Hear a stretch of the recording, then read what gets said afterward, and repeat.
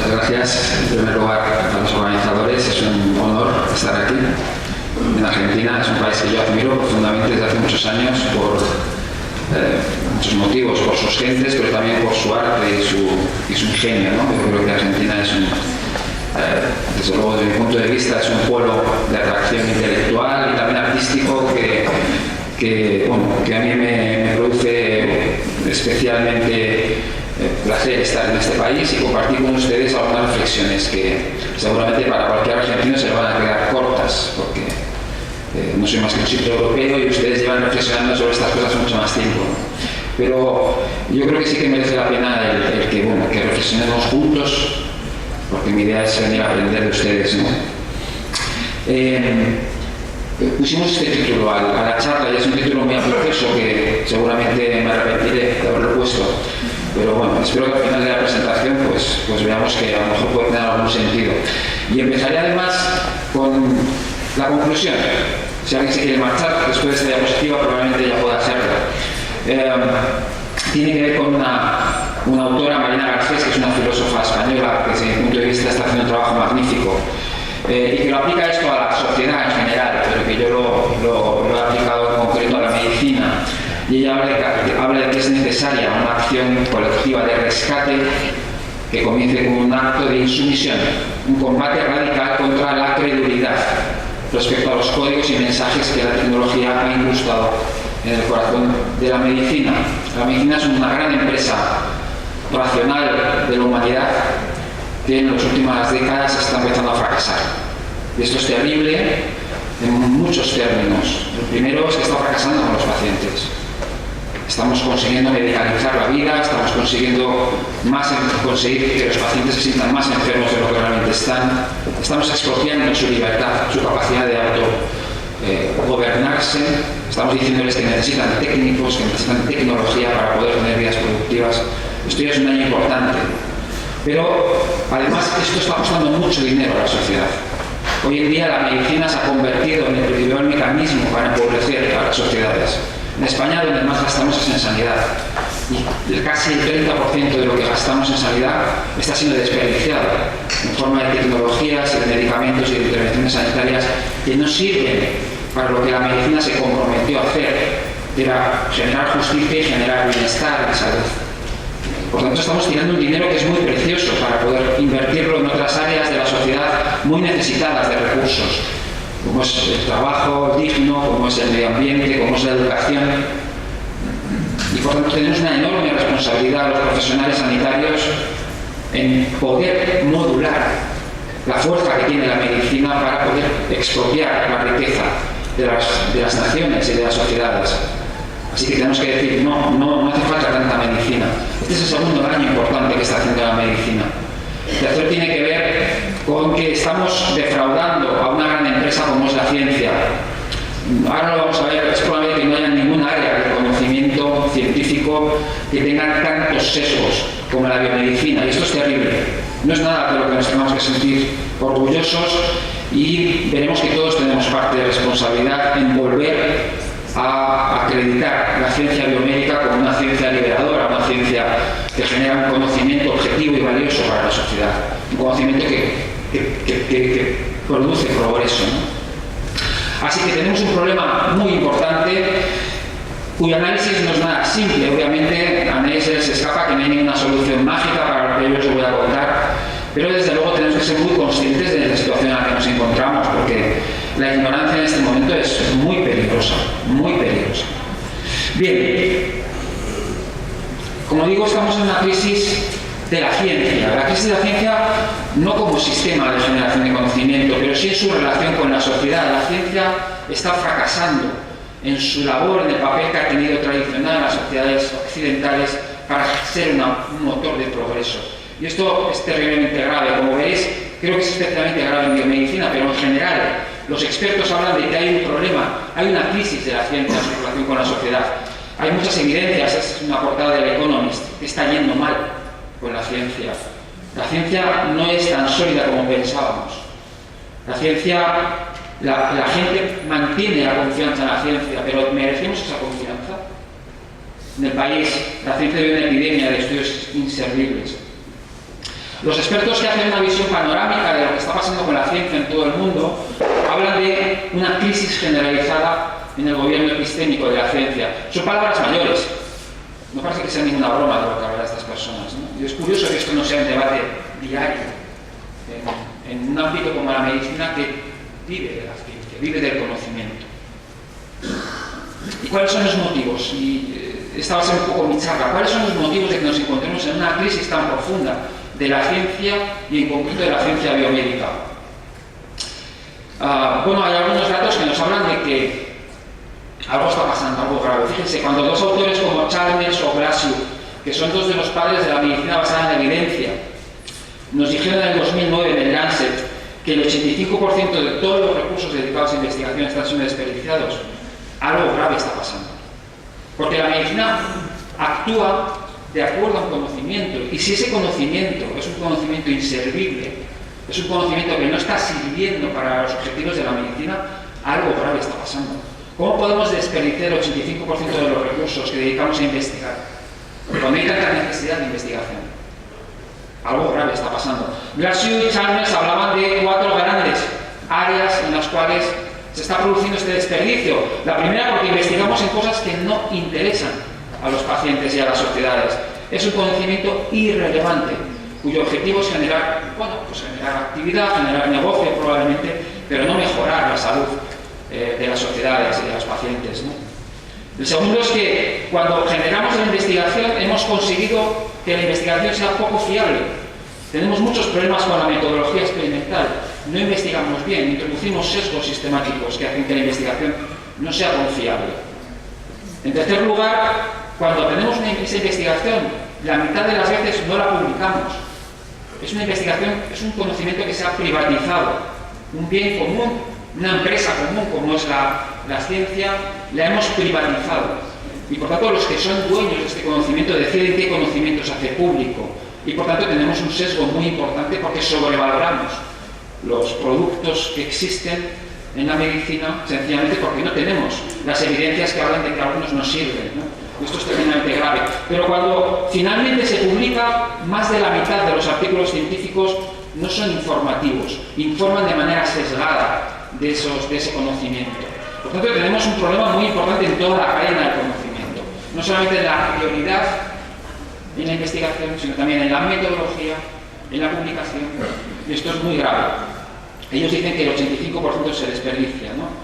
Otros indicadores de que algo grave está pasando es que después de millones de euros, de pesos o de dólares invertidos en investigación, cuando nunca jamás se había invertido tanto dinero en tener buenos productos en el mercado, en conseguir que los pacientes estén mejor, tenemos desde hace 40 años, cuando hacemos una evaluación más o menos equilibrada de qué hemos obtenido en estos últimos 40 años, qué medicamentos realmente han servido para mejorar la salud de los pacientes, son innovaciones importantes, nos encontramos con que menos de 1 de cada 15 medicamentos introducidos en los últimos 40 años aportan algún valor significativo en relación con los medicamentos más antiguos.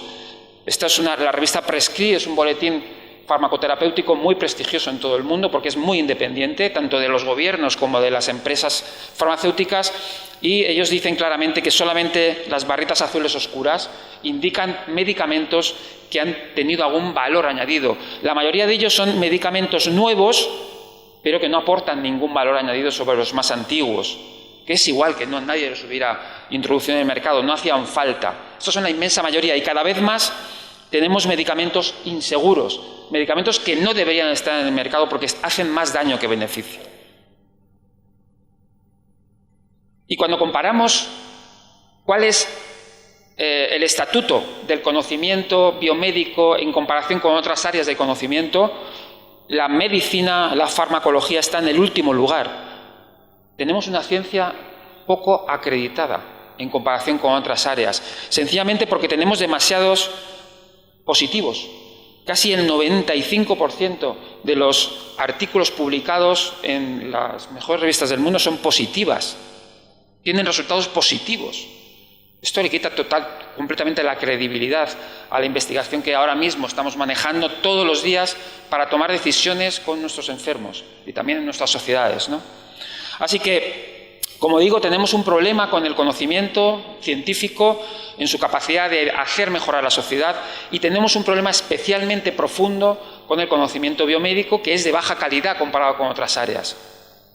Bien, ¿por qué tenemos este problema? Y en esto voy a dedicarle el resto de la charla. ¿Qué razones hay para que esto esté sucediendo y qué podemos hacer para mejorarlo?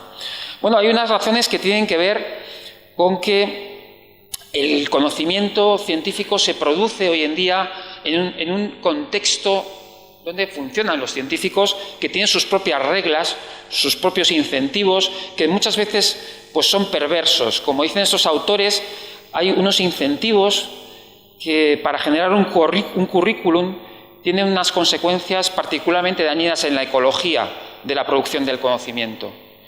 Hay una selección natural de la mala ciencia entre los investigadores, digamos, porque hay un ambiente muy competitivo que rodea la investigación, un ambiente donde lo importante son los resultados positivos para garantizar su publicación, porque los investigadores necesitan publicar para poder acreditar una carrera académica. Y, por tanto, hay una enorme tentación de introducir sesgos o de sobrevalorar los resultados de los experimentos para poder venderlos de alguna manera. Los científicos tienen que vender la investigación. Y esto hace muy difícil que los científicos tengan algún incentivo para que su investigación se module, se pondere de manera equilibrada. Solo esto ya está produciendo un importante sesgo y, por tanto, la primera razón de esta crisis de la ciencia es que los incentivos que actualmente tienen los científicos muchas veces son perversos, el publicar o perecer.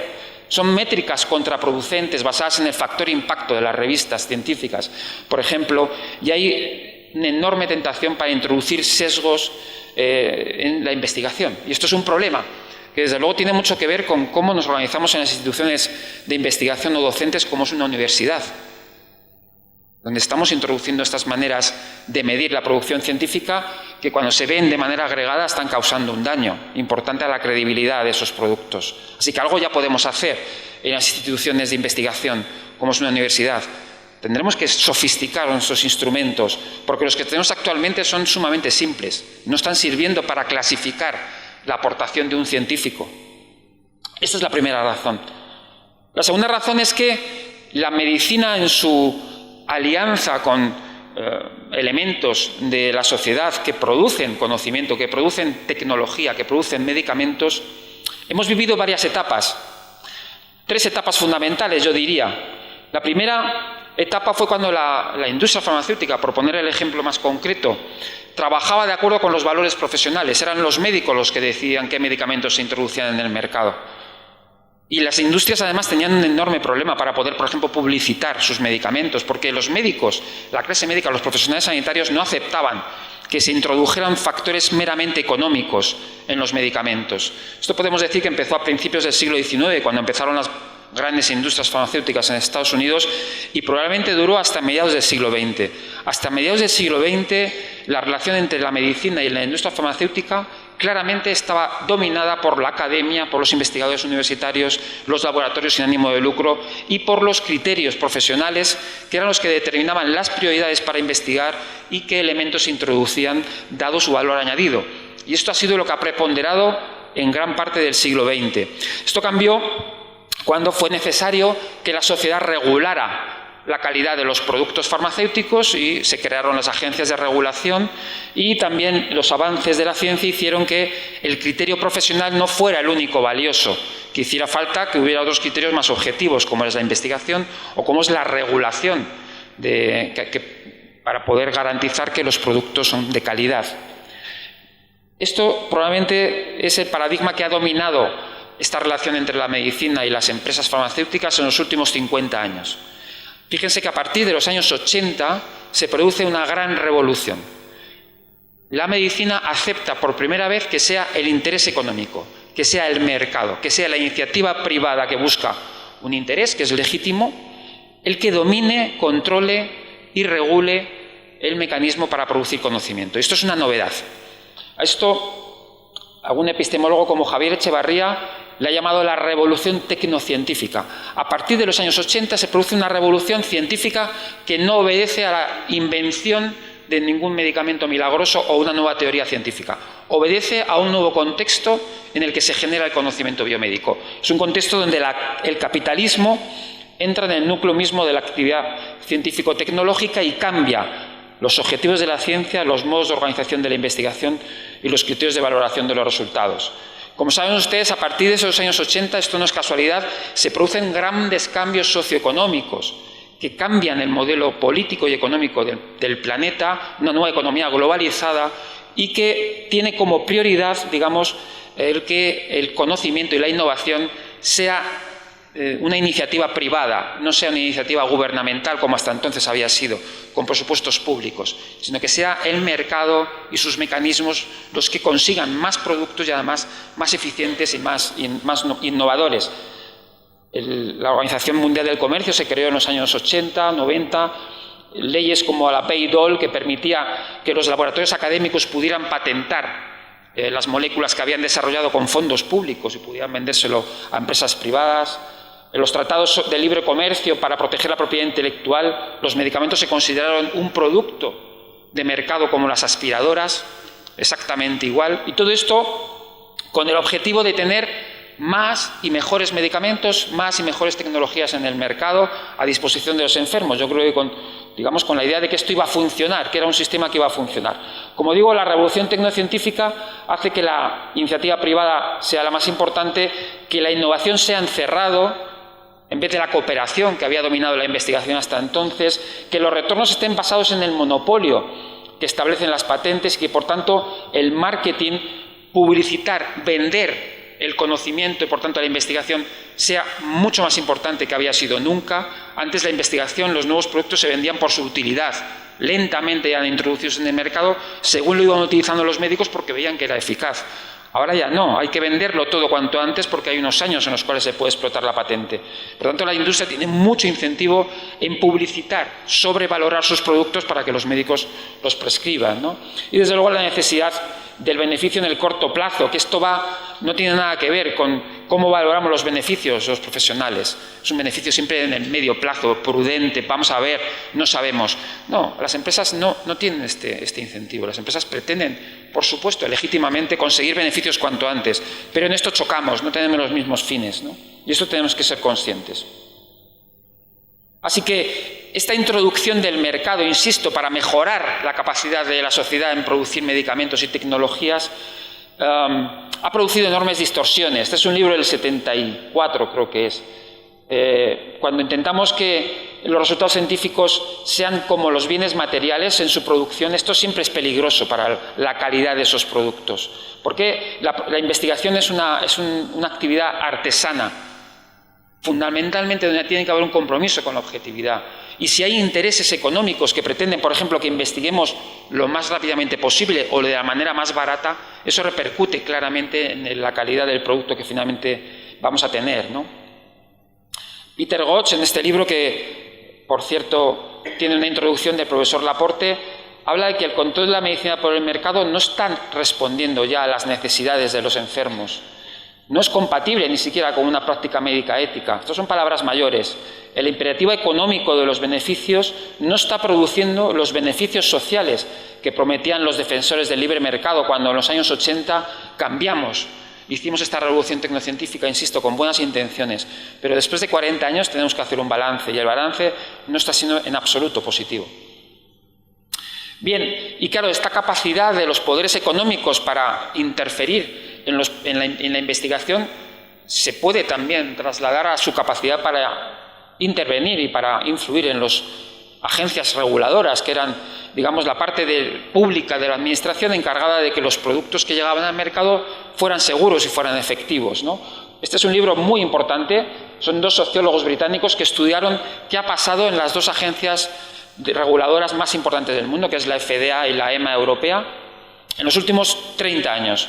Y hablan de una regulación no ética farmacéutica. Hablan de una legislación que finalmente ha intentado o está respondiendo más a los intereses del mercado que a los intereses de la salud pública, con estrategias como es la dependencia económica de las agencias, permitir que haya contactos continuos entre los reguladores y las compañías, el debilitamiento de las evidencias exigidas para introducir nuevos medicamentos en el mercado, el acortamiento de los tiempos de respuesta de las agencias para que las empresas tengan los productos en el mercado cuanto antes y la fragilidad de los mecanismos de control post-comercialización de los medicamentos. Esto tiene consecuencias directas, esto desgarra cuerpos, esto hace daño a los enfermos. Son reformas políticas que tienen claramente consecuencias sobre enfermos concretos y particulares. Es algo que podemos cambiar. No estamos hablando de cosas que no estén en nuestra mano. Nosotros podemos cambiar esta legislación para proteger a los enfermos. Bien, así que la segunda razón, la primera tenía que ver con la ecología en la cual se produce conocimiento, la segunda tiene que ver con que hemos aceptado que el mercado se ocupe de asignar recursos, establecer prioridades y interacciona libremente con los responsables de su regulación. Y esto está suponiendo un enorme problema en el conocimiento que se genera en biomedicina. Esta es la segunda razón, el mercado. La tercera razón tiene que ver con la fragilidad del conocimiento. Fíjense, esta es la cadena del conocimiento biomédico. Esta es un esquema del European Journal of Clinical Investigation, donde hablaban de que el conocimiento tiene una cadena en la cual se genera conocimiento, los ensayos clínicos, en la cual se difunde el conocimiento. El conocimiento en medicina se difunde mediante síntesis del conocimiento, mediante revistas científicas, mediante formación continuada, formación de pregrado. Son instrumentos para difundir el conocimiento y finalmente se aplica el conocimiento. Hay profesionales que toman decisiones con el conocimiento generado y para mejorar la salud de los enfermos. Bueno, toda esta cadena es una cadena que tiene unas salvaguardas institucionales. En toda esta cadena hay instituciones profesionales o académicas que tienen que velar porque esta cadena enormemente frágil no se vea sometida a los intereses económicos o políticos que existen alrededor de la medicina y que los pacientes finalmente tengan la garantía de que los médicos están haciendo lo mejor que pueden hacer por ellos. Bueno, esta cadena no está funcionando bien. Yo voy a poner algunos ejemplos muy puntuales. Por ejemplo, el sesgo de financiación. Desde el primer momento de que casi 8 de cada 10 ensayos clínicos está financiado por la industria farmacéutica, es decir, financiado por un laboratorio privado, y que los ensayos clínicos financiados por dinero privado con ánimo de lucro son 5 veces probablemente positivos que los que no lo están, pues tenemos un problema. Es decir, hay un sesgo de financiación.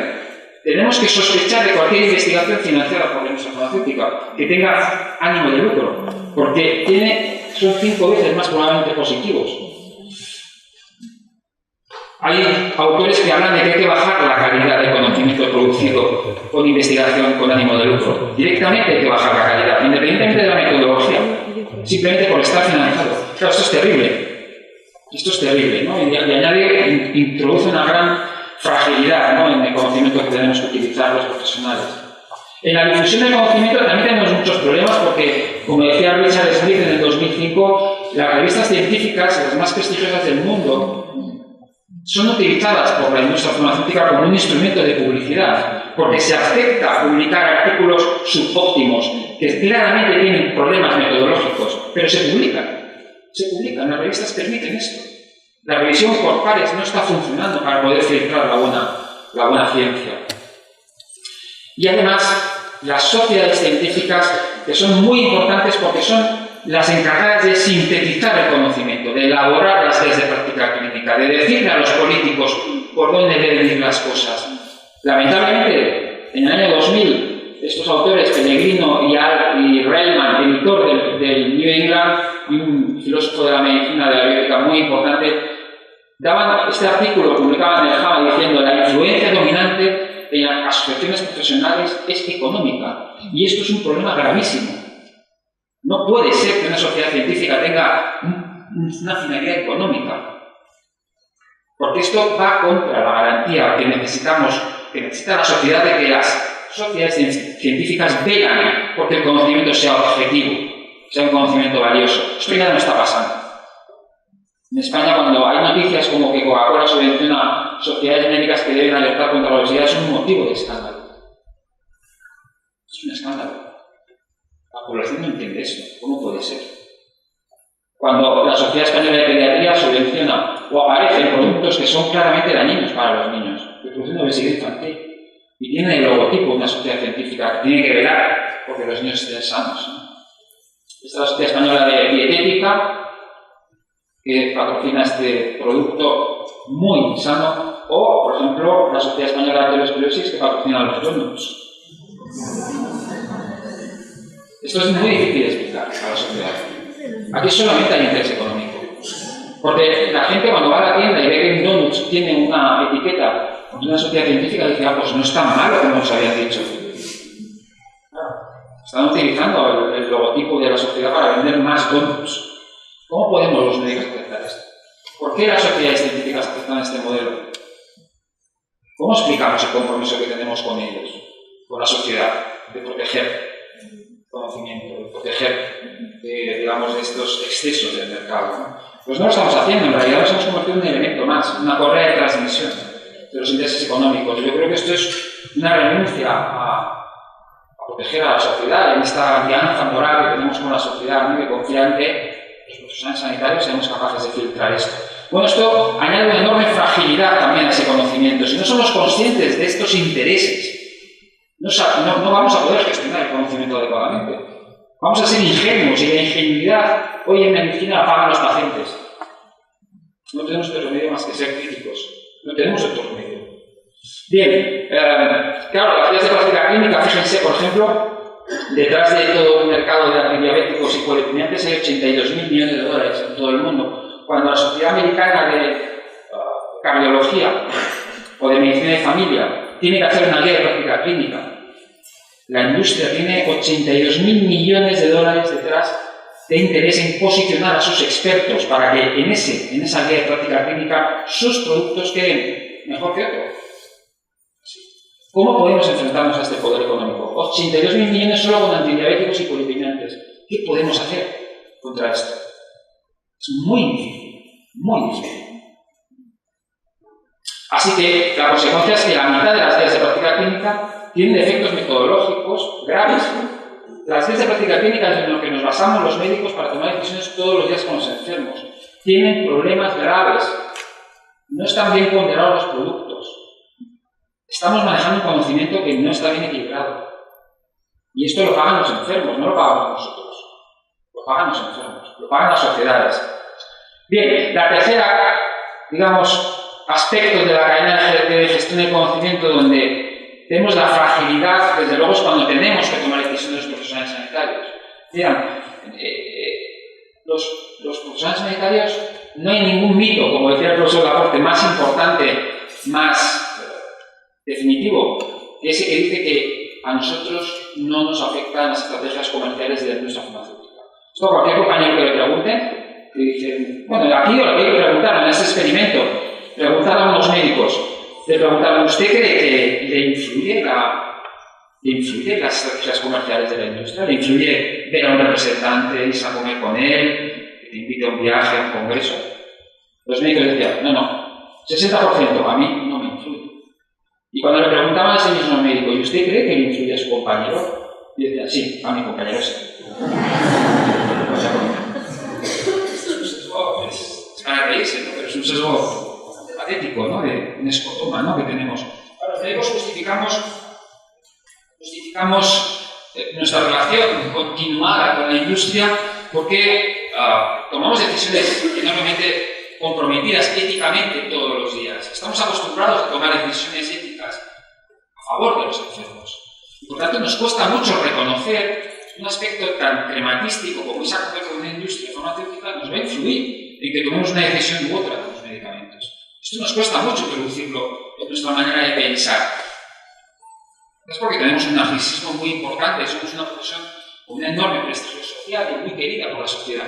Y por tanto, introducir este elemento que distorsiona nuestras decisiones es enormemente costoso en términos cognitivos. De hecho, tenemos muchas estrategias de racionalización, de solución de esta disonancia cognitiva. O negamos el sesgo, o lo universalizamos, o tenemos la fantasía de control, o nos engañamos, o incluso creemos que tenemos derecho. Como dicen algunos compañeros en este estudio de grupos nominales, tengo derecho porque ya tengo yo sacrificios importantes como médico, tantas cosas que yo hago con los pacientes. ¿Cómo no voy a tener un poco de alegría en este aspecto, ¿no? Claro, esto es un poco... el problema es que si estas relaciones no influyeran en nuestras decisiones, podrían ser legítimas. Yo no digo que no. El problema es que influyen en las decisiones. problema es que todas las evidencias desde hace 15 años dicen que las relaciones directas con la industria, con sus estrategias comerciales hacen que los médicos tomen peores decisiones. Decisiones sesgadas. Decisiones que pueden comprometer la seguridad de los enfermos. Estas son las últimas revisiones del 2017. Los representantes comerciales comprometen la objetividad de los médicos. Los ponen en peligro a los enfermos. Hay que regular esas interacciones. Es como lavarse las manos antes de operar. Es como una prudencia mínima. No podemos poner en riesgo a los enfermos.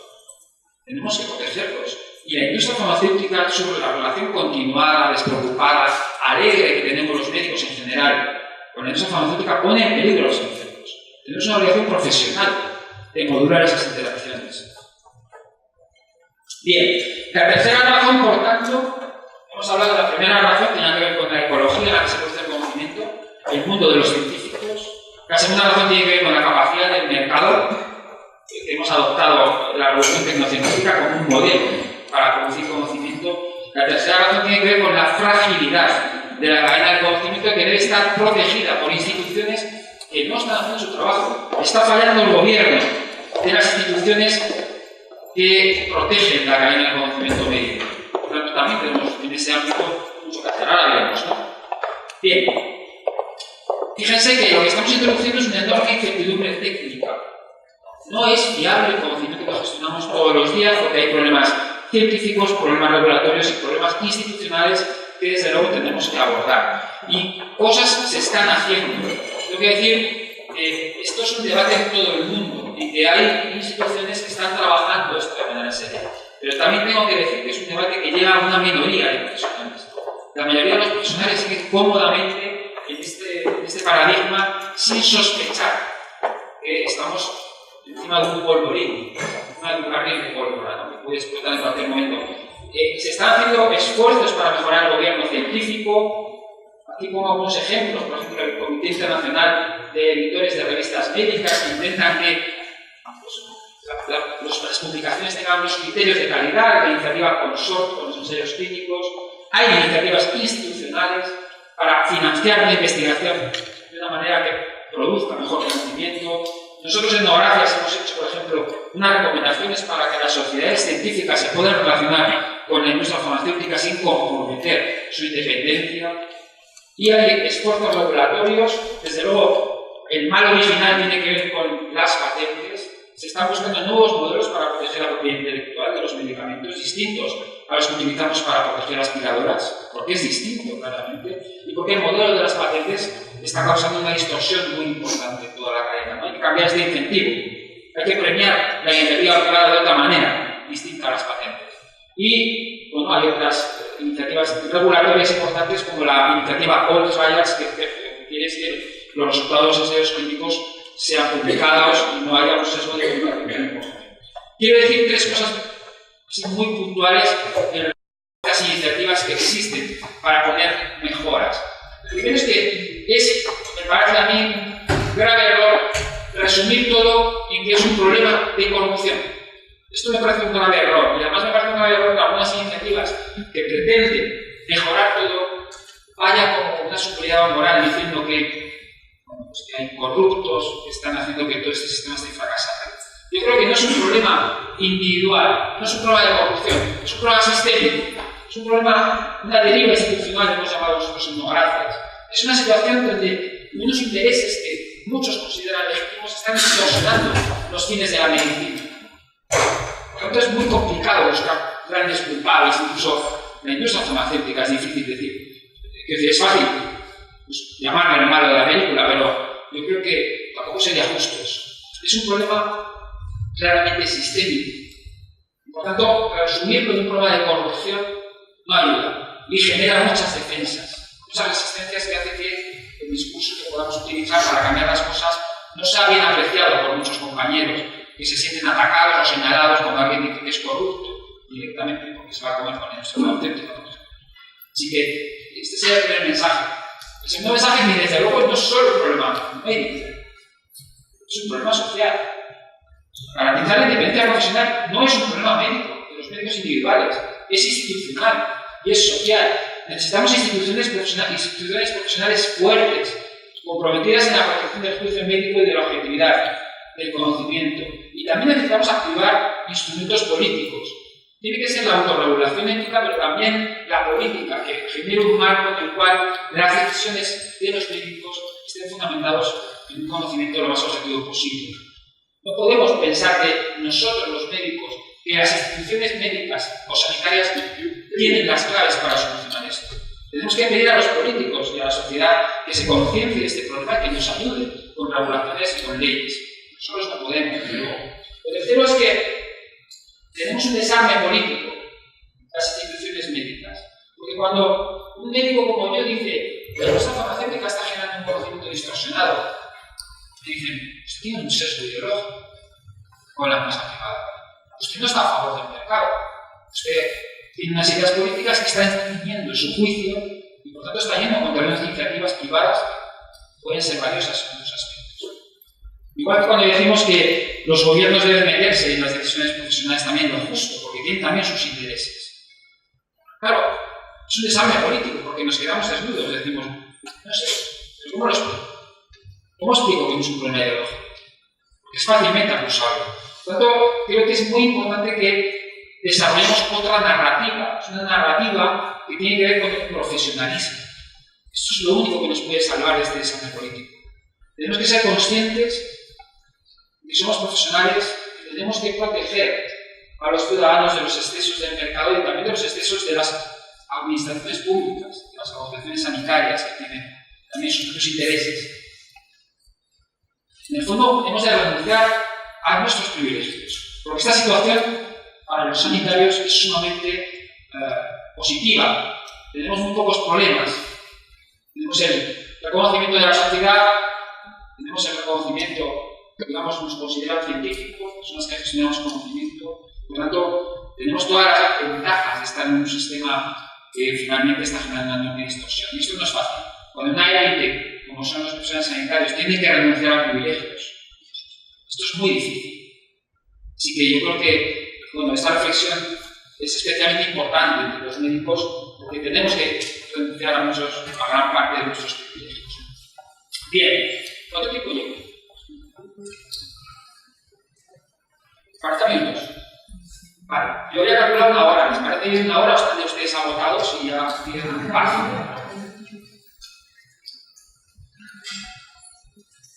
Bien, hemos hablado de tres aspectos, tres grandes razones por las cuales estamos en crisis, por las cuales tenemos que ser menos ingenuos con la ciencia, con el conocimiento que estamos utilizando. Pero hay una cuarta razón, y esta razón es todavía más compleja. No les va a dejar a ustedes tranquilos en absoluto. Tiene que ver con que la ciencia, tal como la entendemos, es un paradigma que ahora mismo es el que está dominando nuestros procesos de generación de conocimiento, es un paradigma reduccionista que responde a una lógica causal, lineal, simplificadora, hiperespecializada y donde cualquier conocimiento que se pueda expresar de manera matemática recibe, digamos, una aprobación excesiva. Hemos sobrevalorado, digamos, este paradigma reduccionista de la ciencia y eso también está suponiendo un motivo importante de crisis. Si nos quedamos solo con la primera parte, vamos a llegar bien, no demasiado lejos. Tenemos que también reflexionar sobre el estatuto de nuestro conocimiento para poder abordar la complejidad, porque si no, no vamos a ser capaces. Bien, lo que les quiero decir es que tenemos una incertidumbre técnica que hemos visto en esta primera parte de la charla, pero tenemos también una incertidumbre epistémica porque este paradigma reduccionista ha hecho emerger unos problemas que no esperábamos.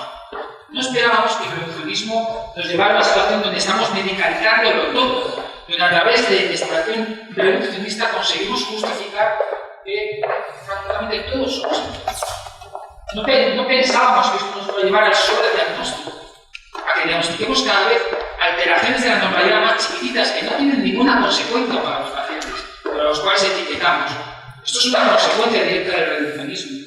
No esperábamos que hubiera los problemas que tenemos de seguridad o de la mala respuesta de la medicina basada en evidencia a los problemas de los enfermos crónicos, de los pacientes más mayores, donde no nos vale la evidencia que tenemos ahora mismo porque es reduccionista. No esperábamos que tuviera esta ineficiencia sistémica de los sistemas sanitarios donde desperdiciamos tanto dinero. Así que tenemos una incertidumbre sistémica que no tiene que ver tanto con la fiabilidad del conocimiento que hemos abordado en la primera parte, sino que tiene que ver más con la relevancia del conocimiento. Y esto es más complicado, porque estos problemas son los que los epistemólogos llaman trámites científicos. Significa que su respuesta, su abordaje, no puede ser científico. No podemos esperar que la ciencia nos ayude a solucionar los problemas que tenemos con estos asuntos emergentes que no esperábamos, que son una consecuencia del reduccionismo. No nos van a servir los instrumentos que hasta ahora hemos utilizado porque son reduccionistas. Por lo tanto, tenemos que utilizar otros instrumentos. Bien, miramos cuáles. Bueno, la verdad ya no es suficiente. Nos vale ya solo tener un ensayo químico que está bien diseñado. El problema es que el producto, ese conocimiento, ya no es suficiente aunque sea verdadero. Por lo tanto, ya no nos valen los instrumentos técnicos de elaboración de conocimiento. Bien, ¿por qué tenemos esta hegemonía de la ciencia reduccionista? Esto lo voy a llamar rápido. Hay unos argumentos históricos. La ciencia moderna nació en un contexto histórico. Fue en el siglo XVII con Bacon, con Descartes, y que puso las bases de la obra de Newton, que necesitábamos en aquel entonces, porque teníamos que liberar la ciencia del conocimiento religioso. Estaba contaminada de alguna manera, necesitábamos esto era muy importante. Pero, como dice Tolkien, desde entonces la razón se desequilibró. Empezamos a dar importancia a la racionalidad que buscaba una certeza cuasi geométrica, cuasi matemática, que buscaba la pureza.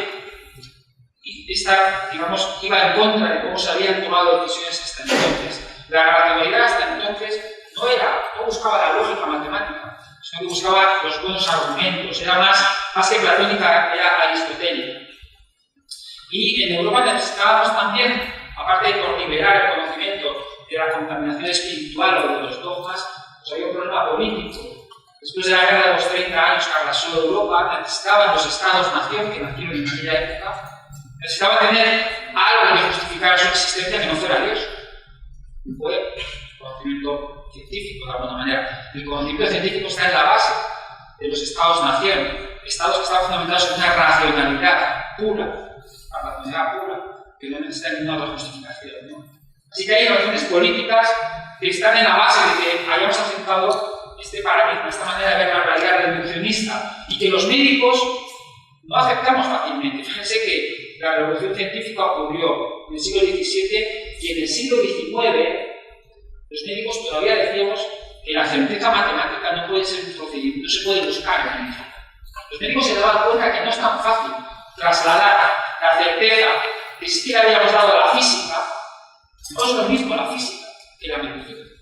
No podemos pensar que lo que determina el conocimiento físico, es capacidad de predecir el movimiento de los planetas, se puede aplicar con la misma facilidad a la medicina. El espíritu humano no se puede elevar hasta el tipo de certeza matemática que solo se encuentra en la astronomía. La medicina, decía Cavalli, no se puede reducir al cálculo. Estos eran los médicos coetáneos de Charles Alexander Louis o de Bavard, que fueron los padres de la medicina basada en evidencia, que simplemente decían que tenemos que diferenciar el estudio de un paciente del estudio de un grupo de pacientes y que esas inferencias pues tienen que tener una garantía que normalmente pone la estadística. Solo decían eso. Bueno, pues eso tenía dificultades para introducirlo en el razonamiento clínico.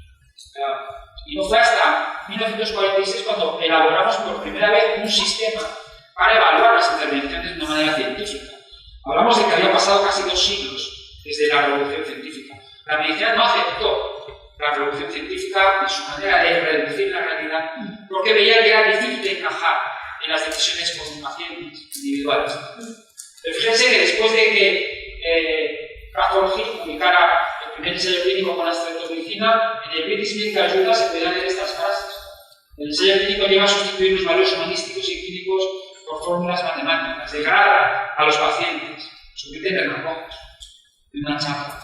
Es la eliminación de la responsabilidad del médico para conseguir que el individuo vuelva a estar sano. Estamos hablando de 1946, hace nada. Bueno, esto realmente es difícil de entender ahora mismo porque estamos viendo otra cosa. Ya nos hemos olvidado de esta crítica que hacíamos a la capacidad de la ciencia reduccionista para ayudar a tomar decisiones con los pacientes. Porque es verdad que la cosa ha cambiado tanto que de alguna manera hemos pensado que hemos acertado con el reduccionismo. Y es verdad que hemos acertado en muchos aspectos. Por supuesto que sí. Y hemos tenido enormes avances en el siglo XX. Avances que además han sido accesibles a muchos pacientes, porque tenemos sistemas públicos de salud que los financian, ¿no? Y con indicadores que han mejorado espectacularmente.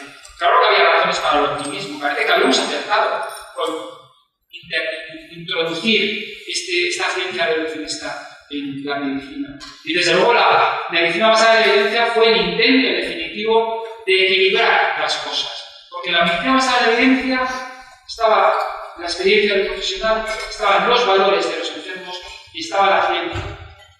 Era una maravilla. La medicina basada en evidencia era el santo grial. Era la solución definitiva para que la medicina de alguna manera pudiera seguir siendo un instrumento de progreso. El problema es que también la medicina basada en evidencia nació con cierto desequilibrio. En el fondo, aunque aceptaba la introducción de factores y moduladores, en el fondo lo que era hegemónico era el conocimiento cuantitativo de nuevo. Porque cuando uno dice que en la jerarquía de la ciencia la opinión experta, los casos por estudio de cohortes tienen mucha menos jerarquía de conocimiento que la profesión sistemática, se está diciendo muchas cosas. Se está diciendo que es un conocimiento menos valioso. Cuando la variabilidad se convierte en el principal enemigo, está diciendo de que tenemos que trabajar todos igual. Está intentando estandarizar a los pacientes. O cuando dice que tenemos que establecer sistemas para que los médicos tomen las decisiones con la menor variabilidad posible, está diciendo que todos los pacientes son iguales. Así que sí que también en la medicina basada en evidencia, aunque ha sido un buen intento, hemos fracasado relativamente y al final nos encontramos con unos médicos, unos profesores sanitarios que desde luego tenemos un enorme poder social, científico y económico, y esto, como digo, responde a motivos lógicos o científicos, un tipo de ciencia, pero también a factores históricos y sociales. Nos ha venido muy bien todo esto. Bien, yo siempre digo que la medicina llegó tarde al conocimiento científico, a esta revolución científica, y por tanto tiene una inmadurez epistémica. Hay otras ciencias que ya han pasado esta inmadurez epistémica, están en otra cosa, pero nosotros somos los últimos positivistas. No hay ninguna ciencia que sea tan inmadura desde el punto de vista epistemológico como es la medicina. Y esto también es un problema que pagan los enfermos. Bien, como me estoy entrando más de la cuenta, no voy a... Pensaba hacer una pequeña revisión de algunos aspectos de la epistemología que me parecen relevantes para poder contextualizar cómo está el conocimiento biomédico, pero no sé si va a ser demasiado largo. Quizás solamente hablar un poquito de la carga de la observación, porque esto nos permite ver un poco la dificultad que tenemos para decir que el conocimiento científico es objetivo, ¿no? ¿Ustedes creen que la observación es algo meramente pasivo?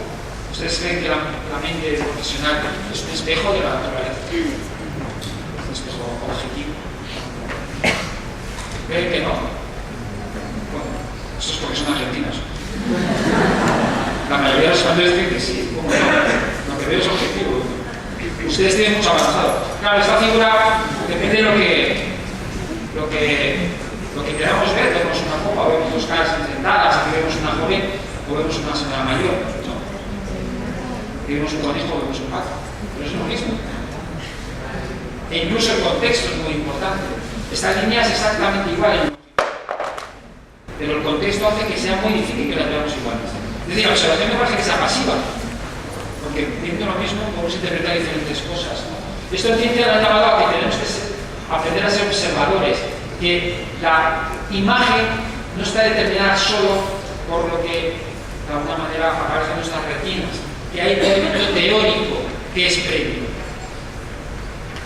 Hay que aprender a mirar. La célula existe, decía Hanson, pero solo es reconocible si reconocemos y hemos aceptado previamente el modelo celular, si no, no sabemos lo que vemos. En medicina, pues los microbiólogos no saben ver una placa de Petri, los radiólogos no saben ver una radiología, los clínicos no saben ver una radiología cuando llegan, o una extensión anatomopatológica. Tenemos que aprender a ver, y eso es un elemento teórico que es previo a la observación. Esto es muy importante, porque lo que tenemos son energías de interpretación. es una rejilla de interpretación que nos permite saber qué estamos viendo. Sin esa rejilla, que es un elemento teórico, no podemos decir que la observación nos produzca ningún conocimiento. Sin la rejilla de interpretación no hay conocimiento.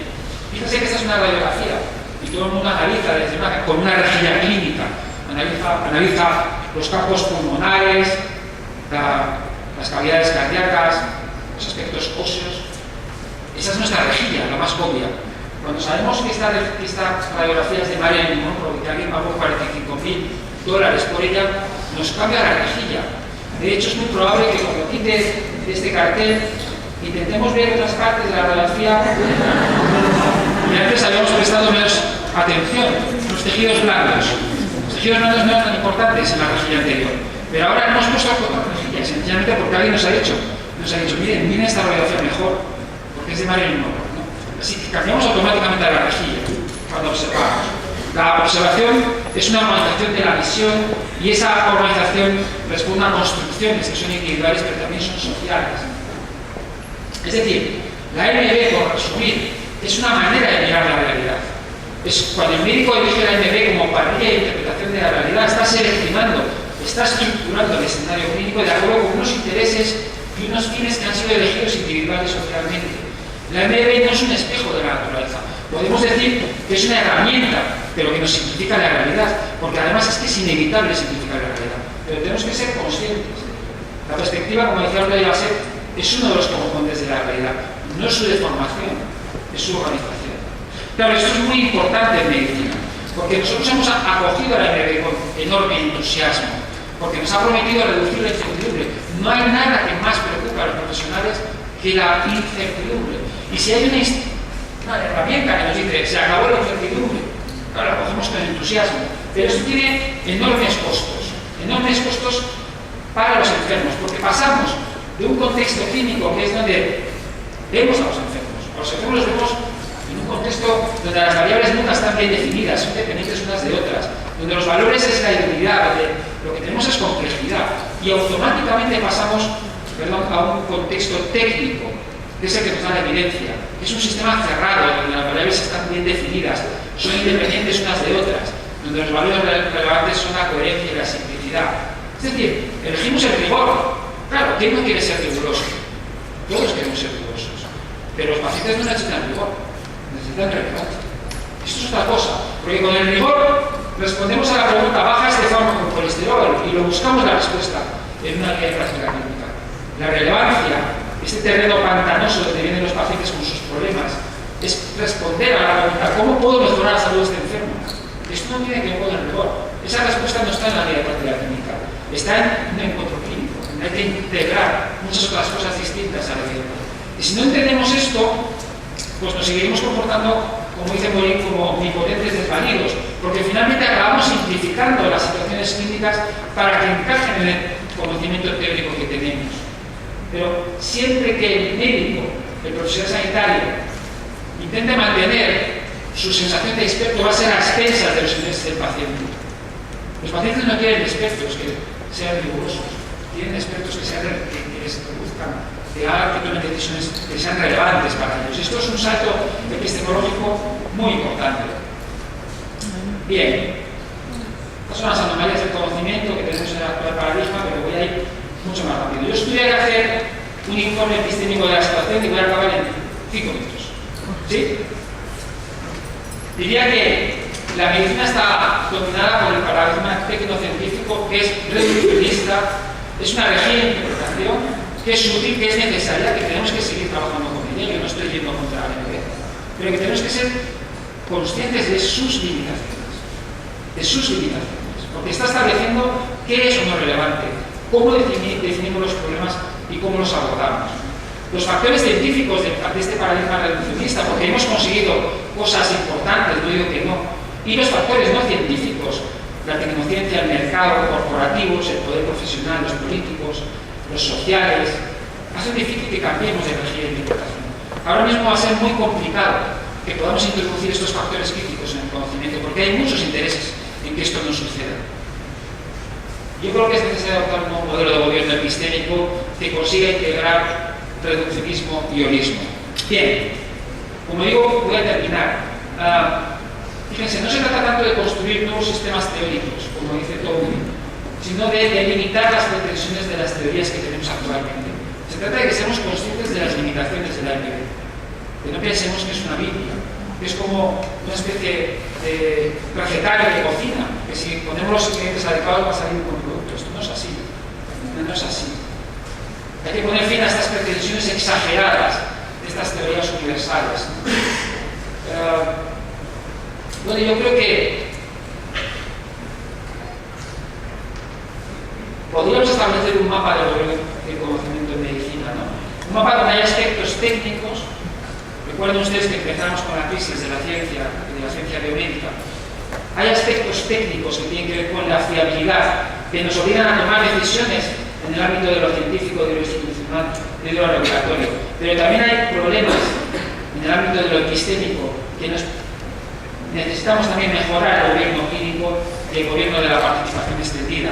Porque para reducir la incertidumbre, cuando los problemas son muy relevantes y muy inciertos, no vale con la ciencia. Como digo, los problemas que están emergiendo del paradigma reduccionista son transcientíficos. No se solucionan con técnica, se solucionan con participación. Por lo tanto, tenemos que incluir a los ciudadanos también para poder reducir la incertidumbre. No es un tema de democracia, es un tema de epistemología, de tener mejor conocimiento. Bien, acabo con Marina Garcés. Marina Garcés propone 5 hipótesis, porque lo que dice es que estamos en transición. La primera hipótesis es que estamos obligados a la acción, de verdad. No podemos seguir mirando a otro lado. No podemos seguir pensando en un pasado defensivo, nostálgico o en un futuro tecnoutópico. La realidad es que la tecnociencia, que este paradigma reduccionista, ha hecho emerger unos problemas que no esperábamos, que están haciendo daño a los enfermos, que están haciendo daño a las sociedades, que están haciendo daño a la propia ciencia, a su prestigio. Por tanto, tenemos que no eludir nuestros compromisos como profesionales, y cada uno en su ámbito tiene algo que hacer. Al menos tener una visión escéptica, al menos eso. Lo segundo es que lo humano es una posición epistémica. Nos cansamos en medicina de decir, tenemos que ser más humanos, tenemos que comunicarnos mejor con los pacientes, ser corteses, darles la mano. Pero claro, ¿qué pasa si eso lo hacemos con una enferma que tiene una demencia que está alimentada por una PEG o una zona nasogástrica desde hace 5 años, cultivada como si fuera un geranio? ¿O qué pasa si esas normas de cortesía las hacemos con una mujer que hemos sobrediagnosticado un cáncer de mama, un cáncer que no iba a hacer ningún daño a esa mujer? ¿De qué nos valen esas normas de cortesía? No digo que no tengan que existir, lo que digo es que lo humanístico es cómo interpretamos y cómo damos sentido al conocimiento de la utilización de la tecnología. Este es el problema. Claro, ¿y eso cómo lo hacemos? No podemos esperar que sea la tecnociencia la que nos dé las respuestas, insisto. No es un problema científico, es un problema antropológico, cultural, social, político, pero no es científico. Por tanto, tenemos que ser conscientes que debemos incorporar herramientas de deliberación que no tengan que ver con expertos ni con ciencia, que tengan que ver con participación, con política, con compartir esta incertidumbre con la sociedad que nos ayude a tomar mejores decisiones. No hay otra manera. Lo cuarto es que tenemos que introducir en la medicina la continuidad entre enfermedad y cultura. La tecnociencia ha separado a la enfermedad de la cultura. La tecnociencia nos muestra un universo que no existe. Está fabricado de modelos y de medias, pero enfermar no es una cultura. La pregunta es si estamos en condiciones de recuperar la pregunta sobre qué es enfermar, qué es envejecer y qué es morir, sin que haya una respuesta determinada técnicamente. Que la biomedicina esté en transición significa que el sentido de qué es enfermar está en disputa. Por lo tanto, es cada vez más importante compartir esto con los enfermos.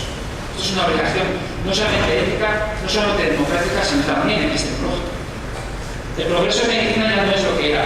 La idea de que el progreso biomédico fundamentado en la tecnociencia es infinito y que simplemente con la acumulación de conocimiento vamos a mejorarlo, debemos terminar con esta idea. Hemos confundido progreso con abordaje y con exactitud, que son cosas bien distintas. Bien, conclusiones. Yo creo que hay que tomar conciencia de que la medicina positivista y su instrumento técnico, que es la medicina basada en la evidencia, representa una perspectiva que es simplificadora de la realidad clínica. Es una pared de interpretación que es muy útil y debemos seguir profundizando en ella. Pero que su hegemonía, debemos saber, obedece a causas no estrictamente lógicas o científicas y que su utilidad es más limitada cuanto más relevantes sean los problemas y más incertidumbre tengamos que manejar.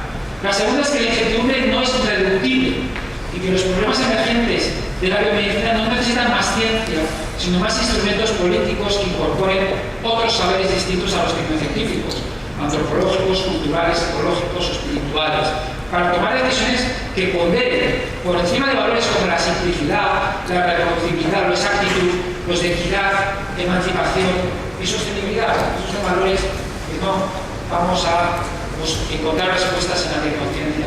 La tercera, no podemos no ser críticos. Los profesionales no podemos decir no soy crítico. Hemos de aceptar que el profesionalismo impone dos compromisos que son profundamente radicales. Uno epistémico, la perspectiva escéptica es obligatoria.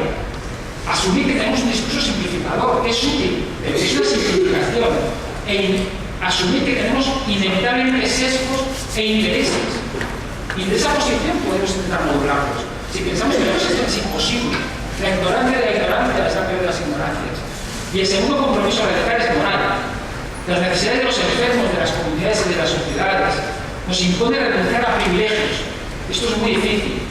Están perpetuando esa patética omnipotencia desvalida que hemos visto antes. Bien, la revolución se hace una emergencia. Muchísimas gracias.